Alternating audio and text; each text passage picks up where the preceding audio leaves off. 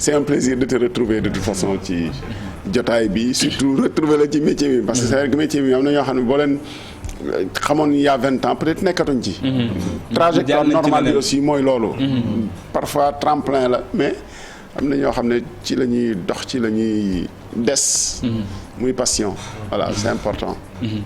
jërëjëf Abdoulaye Cissé nag la ñuy àndal ci li nga xam ne nag moom moo di jàngat ji tey daañu waxtaanee ponk am solo waaye itam bokk ci actualité fii ci réew bu Sénégal bokk na ci li ñuy foqati boobaak léegi ci wàllu drogue ak yeneen yu ñu xeetoo daañ ci gën a xuus ci waxtaan wi ginnaaw bàkk bi.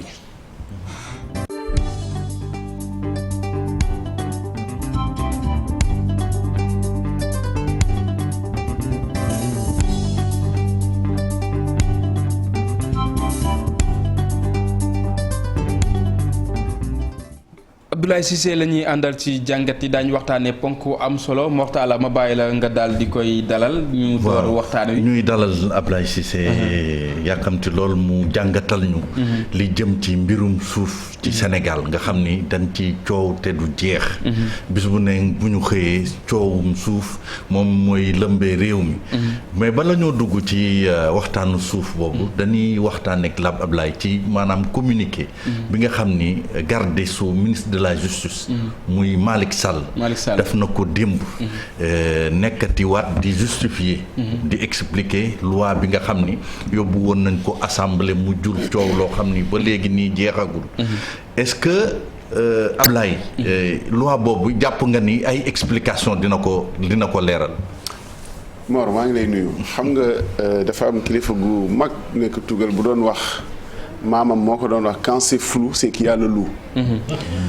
Pourquoi quand c'est flou c'est qu'il y a le loup ñu adapté ko ci lii wax dëgg fa yàlla loi bu ñu voté assemblée nationale ak débat bi ci am yépp pendant 7 heures 7 tours d'horloge député yi di wax ministre bi jóg sax tontu bi ñagasoon na mais tontu na ba ñu voté ko loolu bu leerul buñ ci ñëwaatee di ko layalaat nga xam ne dese naa leer wala boog am na lu ciy tey xel parce que loi bu ñu discuter waxtaanee ko ba mu féete boor jaratul woon na layaatal lay bi yëpp mooy y a un malaise y a un mal-être parce que nag gis nga mënoo fexe ba loi bi boo koy tourner ci dégg-dégg du jëm ci viser ñenn ñi parce que liy fond problème bi ministre bi na ko ci communiqué mu ne ñi ñuy viser mooy ñi nga xam ne nii def nañu naka su dul noonu mu sosoo ci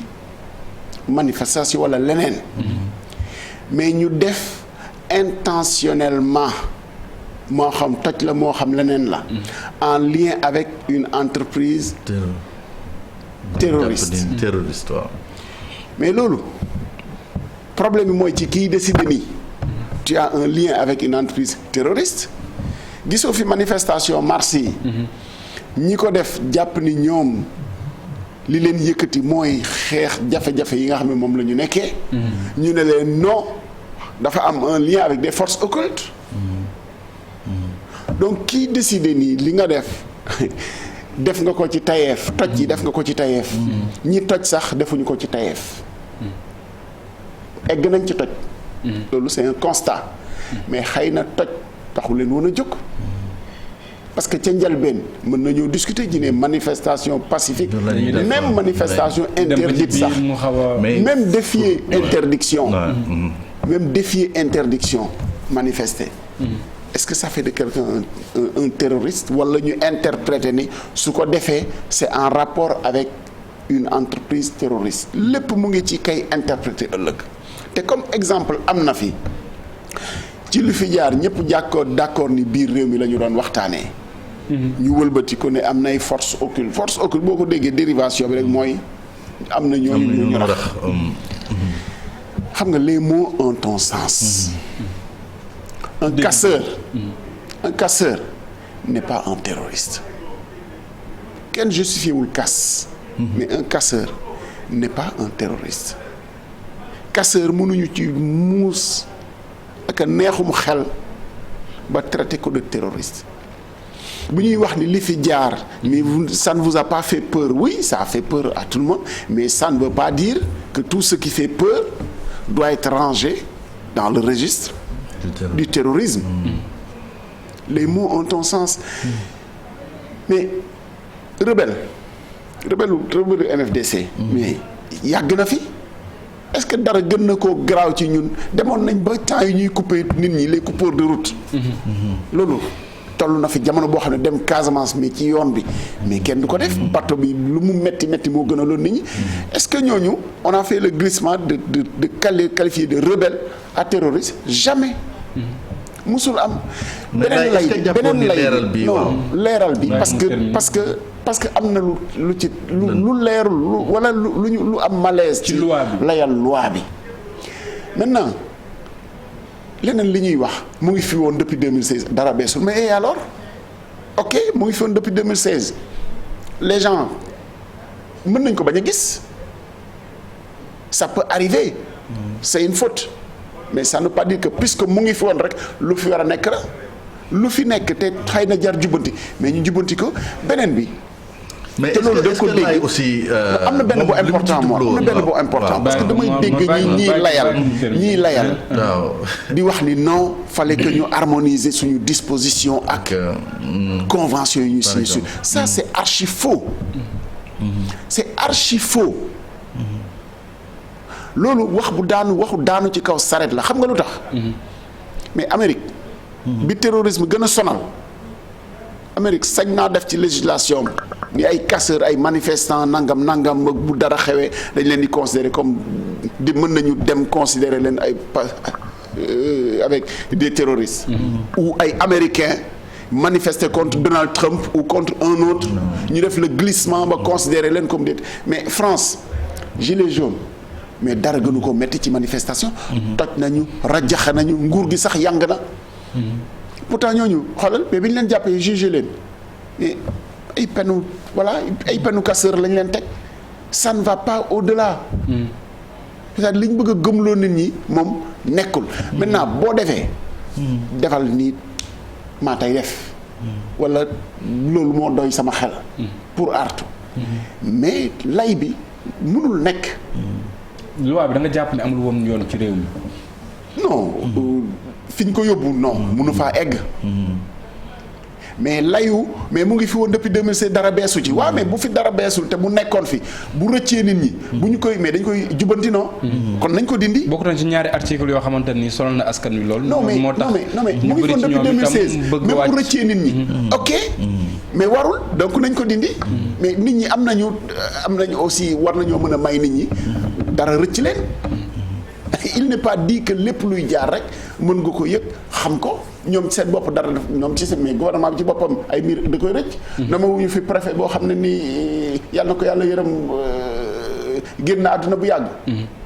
waaw. erreur yooyu dafay am. Assemblée nationale aussi dara mun na faa xew ñu voté ko parce que peut-être ba ñu koy voté. mais xoolal loi rectificative loi finance rectificative bi ñu koy voté. ñaata député fa nekkoon. 25 xaw ma 35. mais pour bañ peut-être xuus ci dossier communiqué ministre de la justice bi est-ce que mën nañu jàpp ni maanaam dafa amoon déficit de communication ñoom sax reconnaître nañ ko que ni moom mu génn def benn communiqué tey gis nañ ko également ci benn journal Vox muy leeral que ni loi bi lii la ci jublu est-ce que loolu aussi également c'est pas une communication pour essayer ñi nga xam ni comprendre ñu loi bi ñu comprendre ko. loolu dañ pour bañ ci sori rek waaw. bien sûr déficit de communication fi mu amee sax mooy gis nga les éléments de langage yi ñuy jox ñi war a dem jaay loi bi. c'est tous la même chose. li fi xewoon tiital nañu waru fee xewaat mais li fi xewoon mais jarul ñu yegg ci jiñeenti terrorisme ci suñu biir. parce que c'est pas vrai amu fi. nañ waxal yàlla metti na diis na mais eggul fi ñu ko yóbbu c'est pas vrai parce que terrorisme nag bu ñu ko foowee ba di ko taafantale ak xeexoo suñu mais rey yëpp sax. rey nit mais dara gënu koo grave. rey nit yëpp sax. du terrorisme waxuma la nag leneen. waxuma la ay casse ak yooyu ak yeneen te loi bi bu duggee foofu waay parce que loolu mooy fond du problème. foofu waay débordé manifestation nga def ko ci sa dal ak tey bakkan mu déborder te ci loo xam ne ni yow du woon sa yéene parce que manifestation day déborder. te du yéene ña nga xam ne ni ñoom ñoo ko woote. enseignants yi bu ñu marché mu déborder. enseignant kan moo sañ a jóg ni dañuy manifester ñoom pour toj wala pour casse ak ñeneen mais mu déborder am ay casseurs am ñu leen infiltrer. léegi da nga koy jiiñ ña nga xam ne ñoo ko organiser ak association de malfaiteurs bi foofu lay juddoo. donc loolu yëpp mu ngi fi mais bu ñu bëggoon a dalal loi boobu. jëlee woon ko fi moo gënoon a yomb naan non comme mu ngi fi rek mu ngi fi dara beesu ci moom du wax. mais est-ce que jox nañu tam Mor seen askan wi. seen waruwaay c'est-à-dire laataa ñuy yóbbu mbir ca pencum ndaw réew ma ñu waxtaan ci ak askan wi ba ñu war a mën a gindeeku afin que ñoom bu ñu waree mën a teg ay mbir askan wi mën a nekk. ci au parfum comme on dit mën a xam lañ cay lañ bët lan la wundu carrément. bu dee projet de loi la bu gouvernement bi la des propositions mën na jóge ci assemblée député yëg mais projet de loi bu gouvernement bi bu weesoo député yi nga xam ne ni ñu ngi ci commission technique ba. ci commission des lois ba mu yegg si ci plénière. mais am na ñoo xam ne fa ñu koy yëgee fa nga koy yëgee ba débat bi ñuy assemblée nationale. est-ce que yoon la non mais du yoon mais parce que affaire yi moo doxul ni mu war a doxee député yi war nañ koo mën a xam parce que dossier dañ koy jot. mais ñi ciy lire war nañ jàll commission ñi ciy lire on peut leur faire le procès ñi ciy lire. voilà exactement ñi ko ciy lire bëriwul. deuxièmement aussi am na yoo xam ne war nañ koo jubbanti te dox ci règlement intérieur assemblée am ci ay jubbanti yoo xam ne indi na ko ci lu mel ni ay assistant parlementaire war loolu day dimbale député mu imprégné wu dossiers yi nga xam ne moom lañ koy indil mais ba léegi doxaw sotteegul mu ngi ci circuit bi mais taxawalaguñ ko donc yooyu yëpp moo fi nekk mais ni mu umpee député ba ñëw parce que moom majorité am la mu gëmm ne ànd naa ci projet de loi la ci président Macky Sall la jóg parce que gouvernement bi ko indi dama koy voté gëmm voté ko du ma ci ligne ba dara mais askan wi nañu ko tegalee te bi yoon sax askan wi jot naa gindeeku parce que teg nañ ko ci télé yi en direct yaa ngi fàttaliku loi bu mujj bi ñu xañoon dem assemblée nationale. mais bëri na ci ay askan yoo xam te ne jour bi nga xam ne moom la ñuy voté mbir mi ci lañ xam ñu jeexal foofu rek loolu kay mooy wax ji c'est-à-dire nit ñi imprégné wuñu ci loi bi dafa jaroon waxtaan parce que loi boo xam ne nee nga intérêt réew mi yëpp la du pàcc bi ak pàcc bee amul kenn ku fi sañ fii yëkkati fi terrorisme donc loolu rek la woon lu ñu waroon waxtaanee la ba mu féete boor leneen tam loo xamante ni bëggoon naa ñu waxtaanee ko rapidement Ablaye mu di nekkinu ñi nga xam ne ñoom ñoo war a teewal askan wi ci pencum ndaw réew mi xalabante bi ak xarante yi nga xam ne dinañ ko nemmeeku ci seen biir excès itam loolu moom moo war ci seen doxalin ñoom warul mais eggul fi ñu koy yóbbu eggul fi ñu koy yóbbu ci bu nit bu ñu jotee rek ñu ne ah non du ñu ay nit non loolu c'est le débat parlementaire débat politique vraiment loolu jarul la yéemu saagante warul bi xam nga boo waxee warul xam nga soo waxee warul wax nga lépp warul xaaruñu leen foofu mais man de yéematuma parce que da nga dem ba da nga ko tàmm non du question tàmm duma leen ko jiiñ ñoom rek pratiquement débat wu xëccoo noonu rek lay mën a mujjee maintenant nit ñi war nañoo am retenu c'est vrai surtout nag bu yematul biir assemblée bu fekkoon ni seen biir lay bu fekkoon ni en vase clos lañ nekk du génn mën nañu waxante lu leen neex te ñooñu bu ñu paree dañuy tàppante sax c'est-à-dire loolu lu ci bëri show la du ñu rayante foofu de te ñooy bokki grand place boo demoon seen wala boog ñu wàcc añ fréquenté duñ seen hôtel seen restaurant boobu mais boo demoon ñooy tàffante waxtaan débriefé sax laay wax donc jarul ñun ñu ci yéem yaakaar ni du ñu rayante fenn loolu show la mais li tax du ma leen xarab partout c'est pareil c'est presque le débat parlementaire et comme ça am na pays yu gën a am retenu mais am na ñoo xam ne mais te jàngat bi ñu ci mën a def sax mooy présentation condoléances yi nga xam ni le président daf na ko Khalifa Sall ak lu ñu ci mën a wax ñoom ñaar ñëpp dañoo def lu rëy maanaam lu rëy mooy nga accepter que ni amoon ngeen ay jafe-jafe de vue mais lu tiis xew na ñu fàtte lépp teg ci suuf ma dalal la nga ñëw seet si ma ñu waxtaan jaalante ku ne dem sa yoon du tee ku nekk dellu fam bopp loolu mooy Sénégal mais bu ñu ñëwaatee ci wàllu suuf bi parce que xaw nañu xaabaabal ci mbiru communiqué bi dañ ni woon dañ ciy cof rek mais xaabaabal nañ ci mais ñu wax ci mbiru suuf parce que nag aussi lëmbe na réew mi nga xam ni week-end dernier waa Kër Moussa am na ñenn ci ñoom ñu génn daal di wax ni daal ñoom dañuy laaj pour ñu delloo leen seeni suuf waaw loolu day fekk si rek la xew ca Ndingler day fekk si également la xew Mboro ca affaire zircon bi waaw mbirum suuf ba kañ. xam nga mbirum suuf ba kañ. ak quelle fin.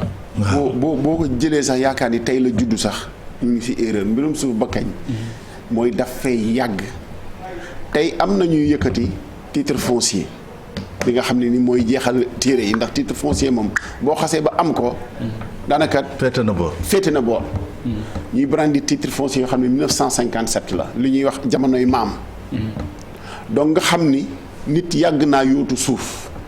pour ñu jox ko mais taxaw ci exemple précis bu Kër Moussa du sax ñenn ci askan pratiquement ñëpp la ci askan parce que collectif ba ñëpp la ëmb. ñu jóg ci ne non ñoom. dañoo gisatul suuf. parce que lenn la am na ku ñuy wax filfili. filfili mooy revendiqué 900 hectares société bi. waaw entreprise familiale. 900 hectares. la ca des. am na kuréelu Kër Labbe bu fa nekk ñu leen wax les moines ñoo koy revendiquer. ñoom ña ngi cay def lañ ciy def ay édifices publics ay écoles ay lu nekk ak leneen ba ciy bay ak leneen. mais conflit bi fi mu juddoo mooy ci 900 hectares yooyu doo xam sax fu mu tàmbalee fu mu yem. déjà il y a un problème de délimitation. kay revendiquer xamul fan la toolam yem ndax lépp ay tool la. xamul fu toolam yem ñañu jël ci ñoom. xamuñu lu ñu jël ci ñoom ak lu ñu leen bàyyil loolu benn problème la xëy na ANAT agence nationale d'aménagement du territoire bii ñu taxawal. ci enjeu yi nga xam ne ni war na koo lijjanti loolu moo ci jiitu délimiter territoire yi. xoolal diggante Malika ak Kër Massar ña ngay reyante parce que kenn xamul fan la sa territoire yem. loolu garaawul ci mbir mi mais li ci garaaw mooy ka nga xam ne nii moo ko yor. di filfili ba mu koy am yàgg na jamonoy maam la boobu xale yi kaas tey kenn juddoowul seeni papa sax judduwuñu woon. pratiquement lu mu am ci franc symbolique la. bu doon daf ci def lu ñëpp di liggéey xëy na nit ñi gis ci seen bopp tant mieux. mais tey li ñu gis mooy la mu amoon xëy na rënk na ko ba mu ñor. tey la ko tàmbali di daggat pour jaay ko. mais loolu bien sûr que nit ñi dañuy jóg. dañu naan yow suñu moomeel bi nga jëloon parce que suuf si ñun ñëpp ko bokk. constitution bi sax consacré na ko. suñu moomeel bi nga jëloon te xam nañu ni ci li nga ko jëlee woon mooy pour njariñu ñëpp bay njariñu ñëpp la. waaye leneen leen njariñu ñëpp la waaye tey yaa ngi morcelé 500 hectares boo ko jaayee. remboursé na lañ la jox 500 mètres carrés boo ko jaayee remboursé na la nga amee 900 hectares. xam nga loolu ça pose problème loolu ay rentiers lañ leen di wax c'est des rentiers c'est-à-dire rente foncière boobu moo indi spéculation. spéculation mooy nga jël jekku jël rënk. te loolu moo tàmbalee feeñ ñi nga xam ne dañoo jëloon suuf si rënk ko ba tey lañ yaakaar ni ñor nañu koy génne mais boo koy génnee ci xañ askan wi la communauté mënoo ko xañ fu muy bayee mënoo ko xañ fu mu war a dëkk loolu mënul nekk. nit ku ne am nga droit bu dee baykat nga bay est-ce que réew mi sañ nañoo xalaat baykat jóg nawet jot mu ne man de maa ngi wër fan laa war a bayee xam nga loolu yenewul maanaa ci réew mi. réew mu ñu ne 70% yëpp milieu rural la. ci bay bi la ñuy dundee nit est-ce que war naa mën a jóg ni maa ngi xool de sama jiw a ngi nii. mais maa ngi xool fu may bayee loolu waruñ koo seetaan. te lii nii tàmbalee xew foofu la jëm. lii raam ca ñag ba la jëm comme on dit. bu dul Kër Moussa. waa Kayar dinañ yëglu tey. waaw te yàgg na fi sax yëgluwaat zircon bi mais man maa jóg. c'est-à-dire zircon. ak njaay bi. àndul mën na am enjeu d'exploitation nag. mais xam nga littoral bi li ñu leen di jox lu toll ci 100 kilomètres. boori géej. ak dugg ci biir dans les terres. mais loolu mooy ña nga xam ne ñoo doon bay foofu mbayum noor bàyyi leen. alam bi nangu ko. et puis àndul. parce que nañu koy exploiter. day yàq suuf si loolu nag adduna bi yëpp xam nañu ko ñun dañoo xamul lu tax ñu bëgg cee dox ci wàll boobu parce que suñu ñaay bi liñ ci am. moo ñu war a gënal fuuf. xëy na li ñu war a exploiter mu nekk recherche ci suuf soosu ñiy gëm ni ànd na ñooñu ñooy naxaate àndul mënu la nekk parce que li muy soxla ci ndox. li muy soxla ci ndox rek ni mu koy pomper day tax baykat bi bu doon teen la yor dootul mën a am ndox dafay soxla lu gën a am doole loo xam ne day jëli ndox mi ci suuf mais du ñëpp am dooley forage exemple bu gàtt Jandeer parce que ci zone bi la Jandeer état bi dem na fa waxtaan ak communauté yi pour ne leen fii dañoo sonde ndox am na fi ndox moo xam ne war nañ cee mën a nàndal Dakar waxtaan ak ñoom ci 11 forages yoo xam ne def nañu ko pour renforcer l'alimentation en eau de Dakar 11 forages yooyu est-ce que xam nga ni amul toq ndox boo xam ne foofu lay des pour dimbale sax ñay bay waxuma la sax pour ñu naan ci wala pour ñu bënnal leen robinet amul da leen di romb conséquence immédiate bi est-ce que xam nga lan la mooy forage yooyu ñu def am na doole boo xam ne la muy pomper ak la muy xëcc yow boo yoroon sab tool am sab teen sa teen fëq na maanaam fatt na parce que ndox ci surface couche bu njëkk ba dootul am da ngay obligé jëli ji ko fu gën a sori te loolu amoo moyen mais du ku nekk am moyen yooyu moo tax loolu c'est la mort des entreprises des exploitations familiales parce que exploitation familiale yooyu wékkuñu ko ci nawet rek parce que ku ne sa tool am nga teen mais teen bi bu fekkee ni da ngay soxla ndox mi parce que forage yi ñu def la muy xëcc tax na nappe bi gën a féete suuf ndox nag am na ci suuf mais pour jëli ko mooy problème te exploitation familiale boo yoroon teen amoo possibilité yow def forage jëli ko am na ñuy bañ ku mel ki maire Jandeer Alassane Ndoye moom ay exploite dafa bañ pourtant dañ ko waroon defal forage dañu waroon moom périmètre waroon am forage dafa bañ ba tëdd ci suuf ñeneen nag amuñu pexe bënn nañ ko mais juralu leen dara à part indemniser leen indemniser mango bu ne barème indemnisation Sénégal mais dafa doy waar. waaw mais laay. problème juróomi junni lañ lay jox ci mango bu ne. waaw problème yaa ngi bëri ci wàllu suuf si te ñu ngi jëm ci maanaam nawet bi. xam nga li xew Ndingler ba léegi atteetuñ ko te ay baykat ñoo fa nekk dañoo war a bay. Ndingler léegi naka pexe. la plus mauvaise des solutions ñun dem nañ fa gëstu nañu suñu bopp la plus mauvaise des solutions moom la état bi jël maanaam ne lii ngeen di xëccoo.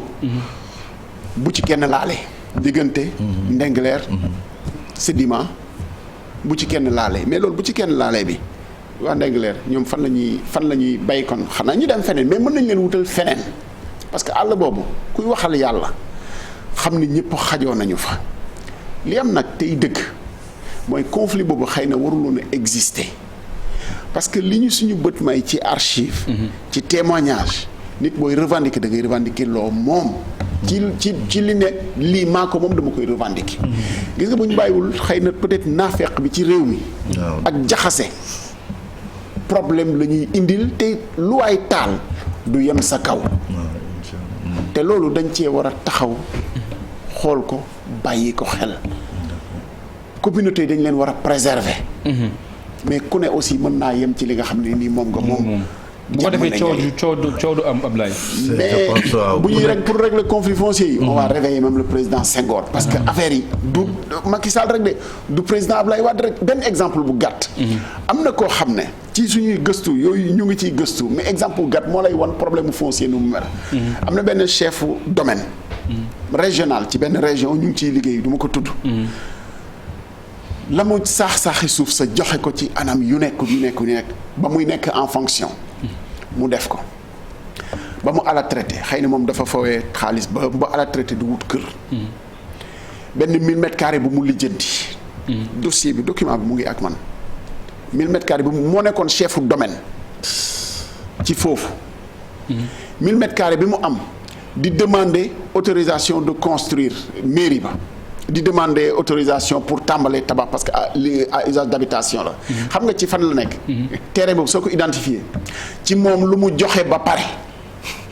ci loo xamante ne wallaahi azim moom lu mu attribué c'est-à-dire ay ngandi hectares yu mu attribué ba pare. te xamul ne moom moo ko attribué. xëy na sax moom dañ ko dóor marto moom tamit bi ñu koy jaay wala ñu koy may 1000 mètres carrés la. 1000 mètres carrés yooyu moom bi mu koy jël ba ci bind ci turam ñaan pour autorisation de construire. xamuloon ni moo ko. loolu moo lay won ni gis nga problème foncier bu ñuy jiiñ nit ñi naan la nax nañu la te yow xamuloo. ñu ngi tooñ nit ñi. ña war a xam sax xamuñu. exactement parce que li ci laxasu ma bari kooku moo nekkoon chef domaine. maanaam moo doon buur di bumi di joxe nu mu ko neexee. d'accord jërëjëf Abdoulaye Cissé ñu àndoon ak moom ci jàngat li Mortala vas-y. mal ni rattrapé collé de l'histoire moo ko jàpp par le collé.